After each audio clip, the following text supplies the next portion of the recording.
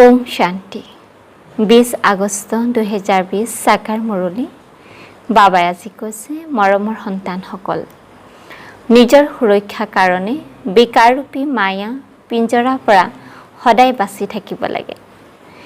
দেহ অভিমানত কেতিয়াও আহিব নালাগে। প্ৰশ্ন পুণ্য আত্মা হ'বৰ কাৰণে পিতাই সকলো সন্তানক কোনটো মুখ্য শিক্ষা দিছে? উত্তৰ বাবাই কয় সন্তানসকল পুণ্য আত্মা হ'বলৈ হ'লে শ্ৰীমতত সদায় চলি থাকা, স্মৰণৰ যাত্ৰাত গাফিলতি নকৰিবা। আত্ম অভিমানী হ'বৰ কাৰণে পুৰা পুৰুষাৰ্থ কৰি কাম মহাশত্ৰুৰ ওপৰত জয় প্ৰাপ্ত কৰা। এয়া হৈছে সময় পুণ্য আত্মা হৈ এই দুখধাম পাৰ হৈ সুখধামলৈ যোৱা। ওম শান্তি। পিতাইহে সদায় সন্তানসকলক সোধে, শিৱ বাবাৰ কাৰণে এনেকৈ কোৱা নহ'ব যে সতী সন্তান থকাজন। আত্মাবোৰতো অনাদি হয়, পিতাও হয়। এই সময়ত যেতিয়া নেকি পিতা আৰু দাদা দুয়ো আছে তেতিয়াহে সন্তানসকলক চম্ভালিবলগীয়া হয়। কিমান সন্তান আছে যিসকলক চম্ভালিবলগীয়া হয়, এজন এজনৰ খতিয়ান ৰাখিবলগীয়া হয়। যেনেকৈ লৌকিক পিতাৰো চিন্তা থাকে নহয় জানো? ভাবে আমাৰ সন্তানো এই ব্ৰাহ্মণ বংশত আহিলে ভাল হয়, আমাৰ সন্তানো পবিত্ৰ হৈ পবিত্ৰ জগতত যাওক, কত এই পুৰণি মায়া নলাত যাতে বৈ নাযায়। বেহদৰ পিতাৰ সন্তানসকলৰ প্ৰতি চিন্তা থাকে। কিমান কেন্দ্ৰ আছে, কোন সন্তানক কলৈ পঠিয়ালে সুৰক্ষিত হৈ থাকিব। আজিকালি সুৰক্ষাটো থকাটো কঠিন। জগতত কোনো সুৰক্ষা নাই। স্বৰ্গটো প্ৰত্যেকৰে সুৰক্ষিত হৈ থাকে। ইয়াত কাৰোৱে সুৰক্ষা নাই। কৰবাত নহয় কৰবাত বিকাৰৰূপী মায়া পিঞ্জৰাত ফচি যায়। এতিয়া তোমালোক আত্মাসকলে ইয়াত পাঠ পাই আছা। সত্য সংগও ইয়াতে আছে। ইয়াতে দুখধামৰ পৰা পাৰ হৈ সুখধামলৈ যাব লাগে, কিয়নো এতিয়া সন্তানসকলে জানিছে দুখধাম কি, সুখধাম কি। যথাযথ এতিয়া দুখধাম। আমি পাপ বহুত কৰিলোঁ আৰু তাত পুণ্য আত্মাসকলেহে থাকে। আমি এতিয়া পুণ্য আত্মা হ'ব লাগে। এতিয়া তোমালোক প্ৰত্যেকেৰে নিজৰ 84 জন্ম হিষ্ট্ৰী জিঅ'গ্ৰাফী জানি গলা। জগতত কোনেও 84 জন্ম হিষ্ট্ৰী জিঅ'গ্ৰাফী নাজানে। এতিয়া পিতা আহি গোটেই জীৱন কাহিনী বুজাইছে। বাস্তৱত আমি কোন আছিলোঁ আগতে আমি নাজানিছিলোঁ। এতিয়া বাবাই আমাক কৈছে আমি দেৱতা আছিলোঁ, আকৌ আমি কলি যুগত আহি মনুষ্য বনিলোঁ, আকৌ পুনৰ দেৱতা বনিব লাগে। এতিয়া তোমালোকে জানা আমি সম্পূৰ্ণ পুণ্য আত্মা হ'ব লাগে। স্মৰণৰ যাত্ৰা দ্বাৰা ইয়াতে বহুত ঠগ খাই গাফিলতি কৰাৰ কাৰণে পিতাই কয় এই সময়ত গাফিলতি ভাল নহয়, শ্ৰীমতত চলিব লাগে। তাৰ ভিতৰতো মুখ্য কথা কয়, এটা হৈছে স্মৰণৰ যাত্ৰাত থকা, দ্বিতীয়টো হৈছে কাম মহাশত্ৰুৰ ওপৰত বিজয়ী হ'ব লাগে। পিতাক সকলোৱে আবাহন কৰে, কিয়নো তেওঁৰ পৰা আত্মাসকলে শান্তি আৰু সুখৰ উত্তৰাধিকাৰ পায়। আগতে দেহ অভিমানী হৈ থাকোঁতে একো জনা নাছিলা। এতিয়া সন্তানসকল আত্ম অভিমানী কৰি গঢ়ি তোলে। নতুনসকলক প্ৰথমতে সীমিত, দ্বিতীয়তে বেহদৰ পিতা পৰিচয় দিব লাগে। বেহদৰ পিতাৰ পৰা ভাগ্যত স্বৰ্গ পোৱা যায়, হদৰ পিতাৰ পৰা ভাগ্যত নৰক পোৱা যায়। সন্তান যেতিয়া প্ৰাপ্তবয়স্ক হৈ পৰে তেতিয়া সম্পত্তি অধিকাৰী হয়।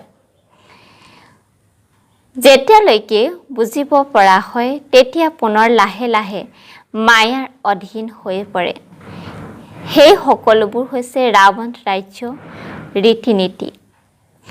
এতিয়া তোমালোক সন্তানসকলে জানা এই সৃষ্টিখন পৰিৱৰ্তন হৈ আছে। এই পুৰণি সৃষ্টি বিনাশ হৈ আছে।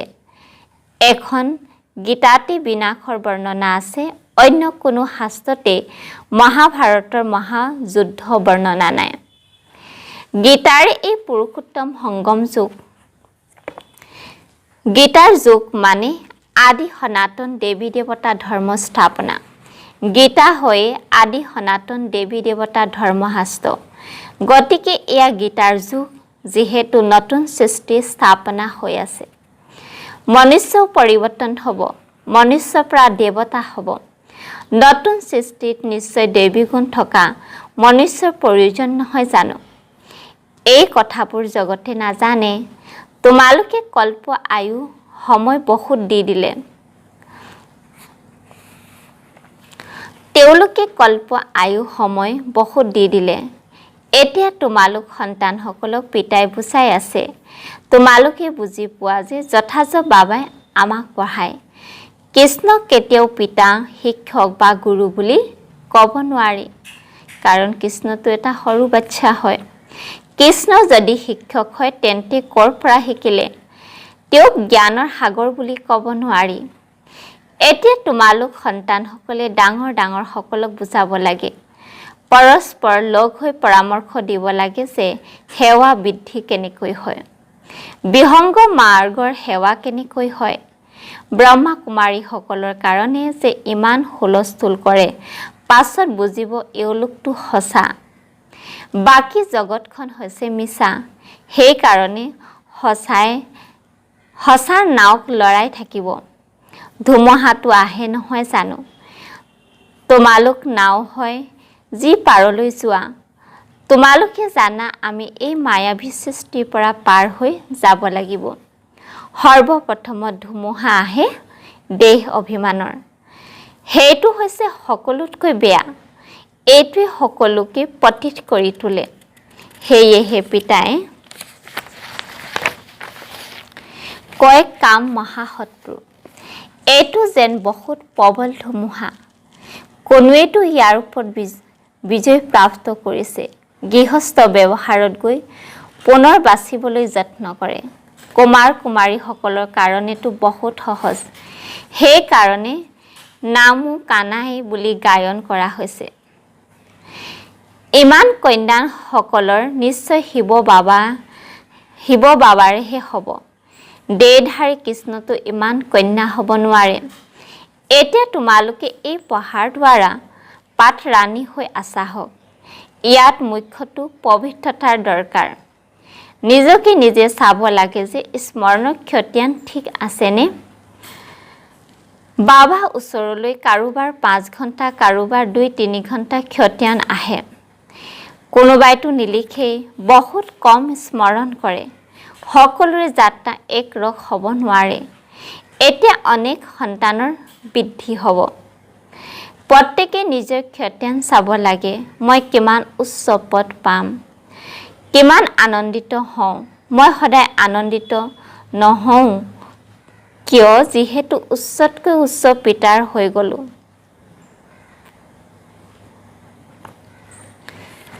বাবাই কৈছে মই সদায় আনন্দিত নহওঁনো কিয়? যিহেতু উচ্চতকৈ উচ্চ পিতাৰ হৈ গ'লো। ড্ৰামা অনুসাৰী তোমালোকে বহুত ভক্তি কৰিলা। ভক্তসকলক ফল দিবলৈকে পিতা আহিছে।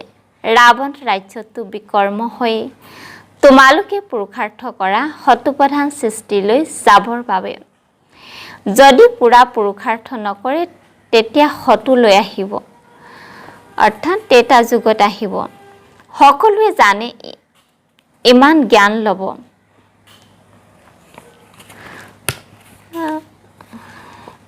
সকলোৱে জানো ইমান জ্ঞান ল'ব, খবৰ নিশ্চয় শুনিব। আকৌ য'তে হ'লেও থাকক। এই কাৰণে চুকে কোণে যাব লাগিব।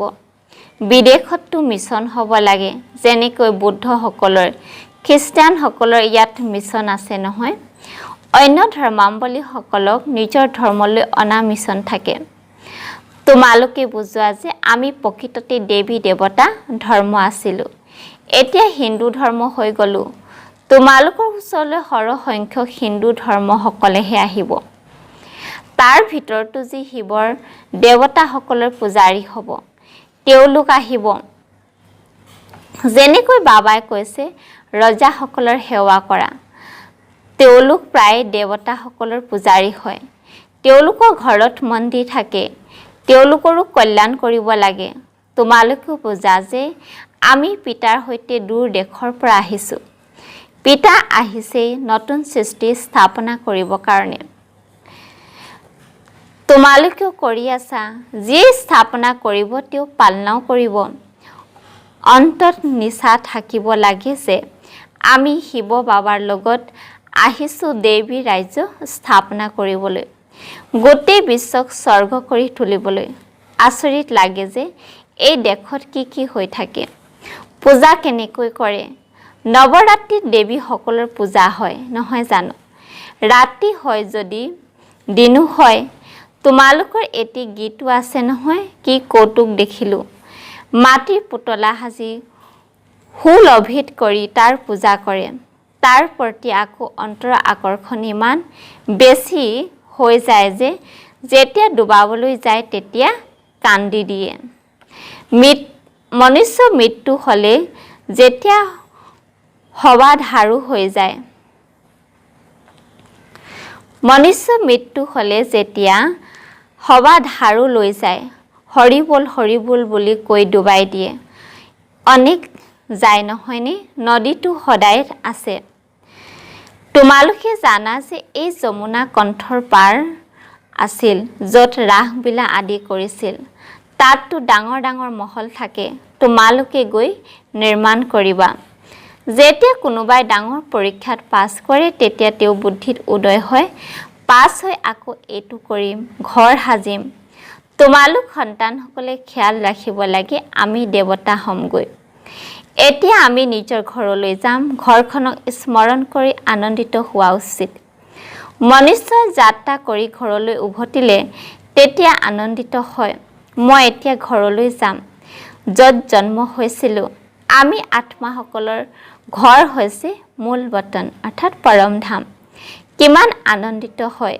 মনুষ্যই ইমান ভক্তি কৰে মুক্তি পাবলৈ কিন্তু ড্ৰামাত ভূমিকা এনেকুৱা আছে যে কোনেও উভতি যাব নোৱাৰে তোমালোকে জানা যে তেওঁলোকৰ আধাকল্প নিশ্চয় ভূমিকা পালন কৰিব লাগিব আমাৰ এতিয়া 84 জন্ম পুৰা হ'ল এতিয়া উভতি যাব লাগিব আৰু পুনৰ ৰাজধানীলৈ আহিম বজ ঘৰ আৰু ৰাজধানী স্মৃতিত থাকিব লাগে ইয়াত বহি থাকিও কোনো নিজৰ কাৰখানা আদি স্মৃতিত থাকে যেনেকৈ চোৱা বিৰলা নামক ব্যক্তি আছে তেওঁৰ কিমান কাৰখানা আদি আছে গোটেই দিন তেওঁ খেয়াল চলি থাকে চাগে তেওঁক যদি কোৱা বাবাক স্মৰণ কৰা তেন্তে তেওঁ কিমান অসুবিধা হ'ব ক্ষণে ব্যৱসায় স্মৃতিলৈ আহি থাকিব সকলোতকৈ সহজ হয় মাতৃসকলৰ তাতকৈ সহজ হৈছে কন্যাসকলৰ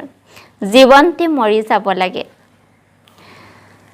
গোটেই সৃষ্টিখনক পাহৰি যাব লাগিব তোমালোকে নিজকে আত্মা বুলি বুজি শিৱ বাবাৰ হোৱা ইয়াক জীৱনতে মৰি যোৱা বুলি কোৱা হয় দেহ সহিত দেহৰ সকলো সম্বন্ধ এৰি নিজকে আত্মা বুলি বুজি শিৱ বাবাৰ হৈ যাব লাগে শিৱ বাবাকে স্মৰণ কৰি থাকিব লাগে কিয়নো পাপৰ বোজা শিৰত বহুত আছে সকলো অন্তৰেটো বিচাৰে আমি জীৱনতে মৰি শিৱ বাবাৰ হৈ যাওঁ দেহৰ বোধ নাথাকক আমি অশৰীৰী হৈ আহিছিলোঁ পুনৰ অশৰীৰী হৈ যাব লাগিব পিতাৰ হৈছা যেতিয়া পিতাৰ বাহিৰে অন্য কোনোৱে স্মৃতিত থাকিব নালাগে এনেকুৱা সোনকালে হৈ গ'লে তেতিয়া যুদ্ধ সোনকালে আৰম্ভ হৈ যাব ব্ৰহ্মা বাবাই কিমান বুজায় যে আমিতো শিৱ বাবাৰ হয় নহয় জানো আমি তাৰ নিবাসী ইয়াততো কিমান দুখ এতিয়া এইটো অন্তিম জন্ম হয় পিতাই শুনাইছে যে তোমালোক যেতিয়া হতু প্ৰধান আছিলা তেতিয়া অন্য কোনো নাছিল তোমালোক কিমান চহকী আছিলা যদিও এই সময়ত পইচা কৰি আদি আছে কিন্তু এইবোৰতো একোৱেই নহয় এই সকলোবোৰ অল্পকালৰ সুখৰ কাৰণে পিতাই বুজাইছে অতীতত দান পুণ্য যদি কৰিছিল তেতিয়া পইচাও বহুত প্ৰাপ্ত হয়। পুনৰ দান কৰে, কিন্তু এয়া হৈছে এটা জন্মৰ কথা। ইয়াতো জন্ম জন্মান্তৰ কাৰণে চহকী হৈ যায়। যিমানেই ডাঙৰ বুলি কোৱা হয় সিমানেই ডাঙৰ দুখ পোৱা যায়। যাৰ ফলত যাৰ বহুত ধন আছে তেওঁ আকৌ অনেক কথাত ফচি থাকে, কেতিয়াও মতলব জ্ঞানত স্থিৰ হৈ থাকিব নোৱাৰে।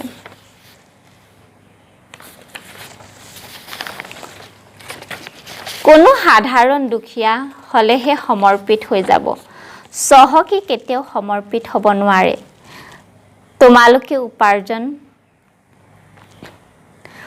তেওঁলোকে উপাৰ্জন কৰে পুত্ৰ নাতিসকলৰ বাবে যে আমাৰ কুল চলি থাকক। নিজে সেই ঘৰলৈ নাহিব। পুত্ৰ নাতিসকল আহিব যিসকলে ভাল কৰ্ম কৰিছে। যেনেকৈ যিয়ে বহুত দান কৰে তেওঁ ৰজা হয়, কিন্তু সৰ্বদা স্বাস্থ্যৱানটো নহয়। ৰাজত্ব কৰিছিলেনো কি হ'ল, অবিনাশী সুখ নাই। ইয়াত প্ৰতিটো খোজতে অনেক প্ৰকাৰৰ দুখ আছে। তাত এই সকলোবোৰ দুখ দূৰ হৈ যায়। পিতাক আবাহন কৰে যে আমাৰ দুখ দূৰ কৰা। তোমালোকে বুজি পোৱা যে সকলোৱে দুখ দূৰ হ'ব, মাথো পিতাক স্মৰণ কৰি থাকা। এজন পিতাৰ বাহিৰে আন কাৰোৰ পৰা উত্তৰাধিকাৰ পাব নোৱাৰি। পিতাই গোটেই বিশ্বৰ দুখ দূৰ কৰে। এইটো সময়তো জন্তু আদিও কিমান দুখী, তেওঁলোকৰো বেমাৰ আজাৰ হয়, খাবলৈ নাই। এইখন হৈছে দুখধাম। দুখ বাঢ়ি গৈ থাকে, তমোপ্ৰধান হৈ গৈ থাকে। এতিয়া আমি সংগম যুগত বহি আছোঁ, তেওঁলোক সকলো কলি যুগত আছে। এয়া হৈছে পুৰুষোত্তম সংগম যুগ। বাবাই আমাক পুৰুষোত্তম কৰি গঢ়ি আছে। স্মৃতিত থাকিলেও আনন্দ থাকিব।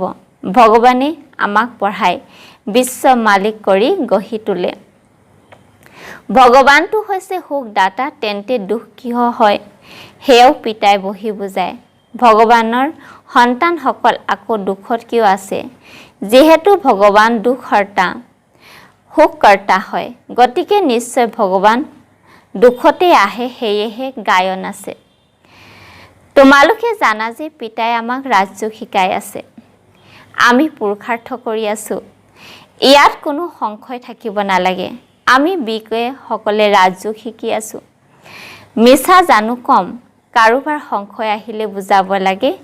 এয়াতো পঢ়া হয়, বিনা সন্মুখত থিয় হৈ আছে। আমি হৈছো সংগম যুগী ব্ৰাহ্মণ টিকনি। প্ৰজাপিতা ব্ৰহ্মা আছে যেতিয়া নিশ্চয় ব্ৰাহ্মণো থাকিব। তোমালোককতো বুজাইছে, সেয়াতো নিশ্চয় কৰিছা। বাকী মুখ্য কথা হৈছে স্মৃতিৰ যাত্ৰা। ইয়াতে বিঘিনি আহে। নিজৰ ক্ষতিয়ান চাই থাকা।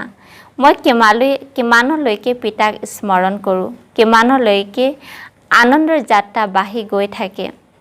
এইটো আন্তৰিক আনন্দ থাকিব লাগে যে আমাৰ বাগানৰ মালিক পতিতৰ পৰা পাৱন অৰ্থাৎ মৰমৰ হাত প্ৰাপ্ত হৈছে। আমি শিৱ বাবাৰ সৈতে ব্ৰহ্মা দ্বাৰা হাত মিলাওঁ। ভাল বাৰু, অতি মৰমৰ কল্পৰ পাছত পুনৰাই লগ পোৱা সন্তানসকলৰ প্ৰতি মাতা পিতা বাপ দাদা স্নেহপূৰ্ণ স্মৰণ আৰু সুপ্ৰভাত। আত্মিক পিতাৰ আত্মিক সন্তানসকলক নমস্কাৰ। ধাৰণাৰ বাবে মুখ্য সাৰ, নিজৰ ঘৰ আৰু ৰাজধানীক স্মৰণ কৰি অপাৰ আনন্দত থাকিব লাগে। সদায় স্মৃতিত থাকিব লাগে যে আমাৰ যাত্ৰা সমাপ্ত হ'ল। আমি এতিয়া নিজৰ ঘৰলৈ যাম, আকৌ ৰাজধানীলৈ আহিম। 2 নম্বৰত কৈছে, আমি শিৱ বাবাৰ সৈতে ব্ৰহ্মা দ্বাৰা হেণ্ডশ্বেক কৰোঁ। তেওঁ এই বাগিচাৰ মালিকে আমাক পতিতৰ পৰা পাৱন কৰি আছে। আমি এই পঢ়াৰ দ্বাৰা স্বৰ্গপাত ৰাণী হওঁ। এইটো আন্তৰিক আনন্দত থাকিব লাগে। বৰদান, অবিবেচাৰী আৰু নিৰ্বিঘ্ন স্থিতিৰ দ্বাৰা প্ৰথম জন্ম পালব্ধ প্ৰাপ্ত কৰোঁতা সমীপ আৰু সমান হোৱা। বিস্তাৰত কৈছে, যিসকল সন্তানে ইয়াত পিতাৰ গুণ আৰু সংস্কাৰ সমীপত আছে, সৰ্ব সম্বন্ধৰে পিতাৰ সান্নিধ্য আৰু সমানতা অনুভৱ কৰে, তেওঁলোকে তাত অভিজাত কুলত অৰ্থাৎ ফাৰ্ষ্ট প্ৰথম জন্মৰ সম্বন্ধত সমীপত আহে। প্ৰথমত তেওঁলোকে আহিব যিসকলে আদিৰ পৰা এতিয়ালৈকে অবিবেচাৰী আৰু নিৰ্বিঘ্ন হৈ আছে। নিৰ্বিঘ্ন অৰ্থ এইটো নহয় যে বিঘ্ন নাহিবই। ইয়াৰ অৰ্থ হ'ল সদায় বিঘ্নৰ ওপৰত বিজয়ী হৈ থাকিবা। এই দুটা কথা যদি আদিৰ পৰা অন্তলৈকে ঠিকেই আছে তেন্তে প্ৰথম জন্মত সংগী হবা। শ্লোগান সাইলেন্স শক্তিৰে নেগেটিভক পজিটিভলৈ পৰিৱৰ্তন কৰা। ওম শান্তি।